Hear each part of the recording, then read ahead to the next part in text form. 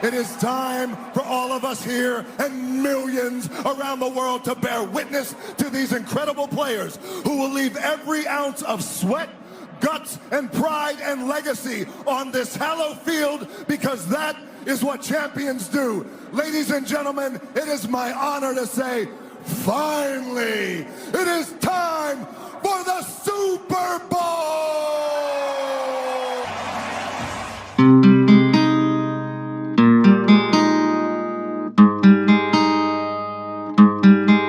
As we get excited about the Super Bowl here in the States, even people who are not fans of the game attend parties and watch the game, and there's so much excitement that draws people in, and it's one of the most watched events of the year here in the United States. Well, why is that? Well, one of the reasons is because there's such excitement about this particular event that draws people in. And that kind of had me thinking, like, think of pastors who are really effective communicators. They're very excited about presenting spiritual insights. Motivational speakers, same thing. All these people with health fitness goals and such like that, they're very passionate about reaching an audience. And in order to communicate to that audience effectively, they have to be excited about the material and really channel that excitement into a way that gets others excited. So why is it that so many of our classrooms have non-enthusiastic teachers? Because don't our students respond to that excitement? We may not be able to reach the levels of excitement to say the Super Bowl. We can communicate enthusiasm and excitement, positive energy in our classrooms that will hopefully draw in a few more students than normally if we just kind of went with a nonchalant attitude. Because you think about it, we're on stage and we have to act. And like the announcers, if they're not excited, if we're just monotone and acting like we're narrating some boring documentary, that's not going to instill a lot of passion amongst our audience, the students. Same with our body language. If our body language indicates that we'd rather be somewhere else, we don't smile that much, we're hunched over, and we're just not expressing ourselves visually, honestly, it's going to be hard to grab the student's attention. What we teach is not always going to be this entertaining, exciting thing, but sometimes we can make it that way. For instance, grammar. I hate teaching grammar, but the times I had to teach grammar and students don't particularly like grammar, I kind of introduce it. It's like, you know what? We're going to do something that most people have very poor skills in. In fact, if you master these concepts, you're going to be ahead of 98% of the people out there. And that is, we're going to work on some grammar skills and put you up to the highest 2% of the population who don't really get a whole lot of this and apply this sort of stuff. Now, obviously, I'm definitely not a grammar man by any stretch of the imagination, but it gave a little excitement, a little purpose, a little enthusiasm. I don't enjoy teaching plants. It's not all that exciting. But if I convey that, we're going to go through this plant unit, chapter 17, and get this over with so you can be ready for the test. That's not the way you want to convey it. I try to start it off with, I never do chapters. We're going to start off on this series. And in this series, we're going to talk about a living life force that most people don't see as living things. But without these living things, you and I, we would not have clothes to wear. We would not have houses to live in. We would not even be here. And this series is really important for us to understand. So we're going to grasp the concept of plants and their importance in our lives. And I'm really excited about this because most people see plants as boring.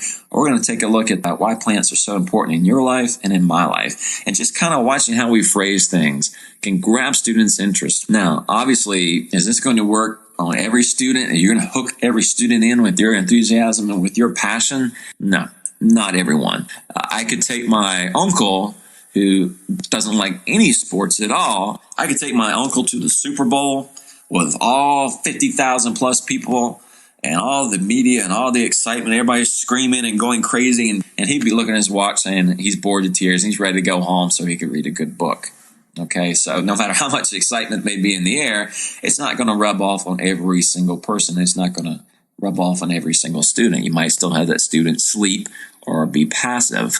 But at the same time, if you convey that you're bored, they're going to be bored. If you convey that you don't want to be there and have a frown on your face and you're complaining, that's not going to help the energy in your classroom. Because let's face it, most students don't like school, especially in the middle school and high school realm. They're just there to socialize, and you're a secondary area part of their lives, and they'd rather be doing something else. They may even act out. Maybe you would have to convey discipline a little bit more frequently if you choose to be less enthusiastic. So I invite you in this mini episode to basically be a teacher of passion. Hook them in. Find a way to make it interesting.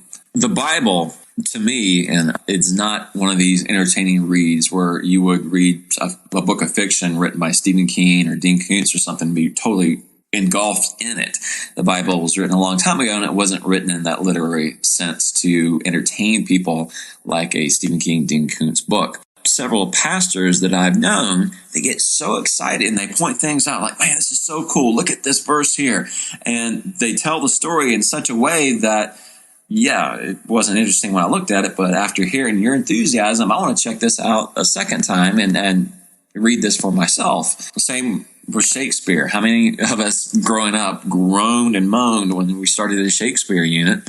And all of a sudden, if we had a good teacher, it was interesting. I was like, man, this is pretty cool. I'm into this because the teacher was into it and explaining it and presenting it in a way that, yeah, I was wanting to find out what happened in the next act. One of my favorite teachers in high school, Mrs. Yarborough, a history teacher in 10th grade. Basically, all we did was take notes and do discussions, not all this modern stuff we implement in classrooms these days, but it's one of my favorite classes because she made it so interesting in how she presented it. She was enthusiastic.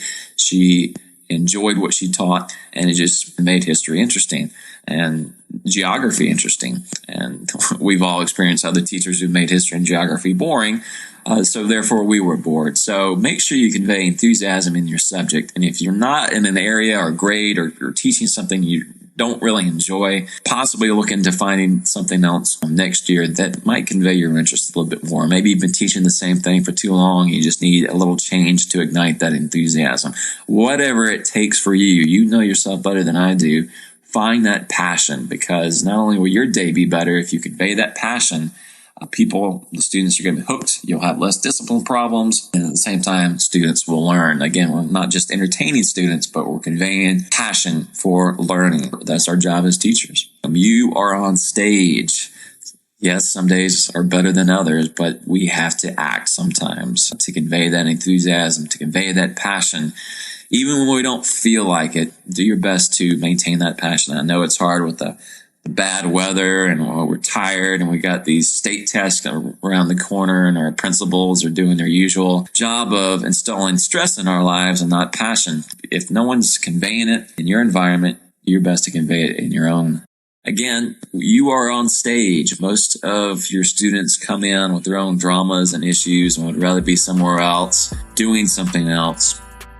The last thing they need is the teacher who conveys that exact same attitude. So install some passion, act like you're interested in what you're teaching, show some enthusiasm, get the crowd into it, act like you enjoy what you're doing, and you'll get some energy and response coming back to you. Will you hook them all? No, but you can hook in more than if you come in as a grouch and acting like you'd rather be somewhere else and that you too are bored to tears. Have a good rest of the week, and we'll catch you on the next episode.